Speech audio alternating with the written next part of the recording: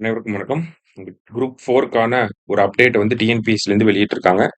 என்ன அப்படின்னு சொல்லி பார்த்தீங்கன்னா, நமக்கு 22ஆம் தேதி ரிசல்ட் வந்துருந்துச்சு. ஸோ கட் ஆஃப் எப்படி இருக்கும் அப்படின்னு சொல்லி நெறைய கன்ஃப்யூஷன்ஸ் இருந்துச்சு. இப்ப பார்த்தீங்கன்னா, மோர் ஆர் லெஸ் இந்த இத வச்சு நம்ம கணிச்சிடலாம். ஓகேங்களா? என்ன வெளியிட்டிருக்காங்க அப்படின்னா, ஒரு செட் ஆஃப் ரிஜிஸ்டர் நம்பர வந்து வெளியிட்டிருக்காங்க.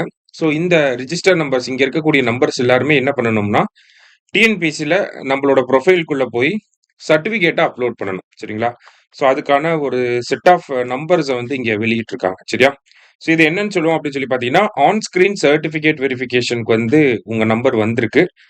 அந்த ஆன் ஸ்கிரீன் சர்டிஃபிகேட் வெரிஃபிகேஷனுக்கு நீங்க டாக்குமெண்ட்ஸ் அப்லோட் பண்ணணும். 10த், 12த் அந்த மாரி அதிலேயே வந்து மென்ஷன் பண்ணியிருப்பாங்க. என்னென்ன டாக்குமெண்ட்ஸ் வந்து அப்லோட் பண்ணணும் அப்படின்னு சொல்லி. ஸோ நீங்க சிம்பிளா என்ன பண்ணணும் அப்படின்னு சொல்லி பார்த்தீங்கன்னா, டிஎன்பிஎஸ்சி வெப்சைட்குள்ள போய் உங்களோட லாகின் ஐடி, பாஸ்வேர்ட் போட்டீங்கன்னா, ஓ அ உன் அந்த உங்க ப்ரொஃபைல் வந்து ஓப்பன் ஆகும்.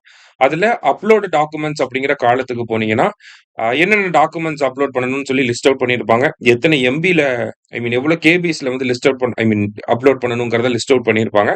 ஸோ அந்தந்த டாக்குமெண்ட்ஸ அந்த பர்ட்டிகுலர் கேபி லிமிட்குள்ள வச்சு நீங்க அப்லோட் பண்ணணும். சரியா?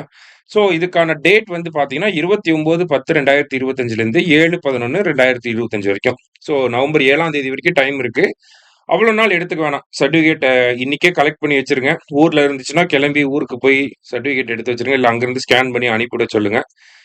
நாளைக்கே முடிஞ்ச அளவுக்கு இந்த அப்லோட் பண்ற ப்ராசஸ் எல்லாம் பண்ணி முடிச்சுருங்க. சரியா? தப்பா அப்லோட் பண்ணிற வேணாம். கரெக்ட்டா அப்லோட் பண்ணுங்க. சரியா?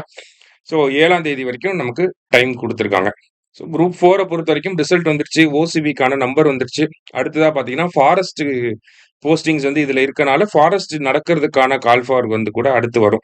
மோஸ்ட்லி நெக்ஸ்ட் ப்ராசஸ் அதா தான் இருக்கும். அ 25 கிலோமீட்டர் வந்து நடக்க சொல்லுவாங்க வண்டலூர் சோல்ல மோஸ்ட்லி. பாய்ஸ்னா 25, கேர்ல்ஸ்னா அதுக்கேத்த மாரி 16 கிலோமீட்டர் அந்த மாரி இருக்கும். சரியா? ஸோ அடுத்த ப்ராசஸ் அதுதான். அதுக்கப்புறம் கவுன்சிலிங் நடக்கும். சரியா? ஸோ வெற்றி பெற்றவர்களுக்கு வாழ்த்துக்கள். இந்த ஃபாரஸ்ட்க்கு எலிஜிபிளா இருக்கிறவங்கலாம் பிசிக்கல் பண்ண ஆரம்பிச்சுருங்க. சரியா? டெய்லியும் நடக்க ஆரம்பிச்சுருங்க. So thank you. All the best.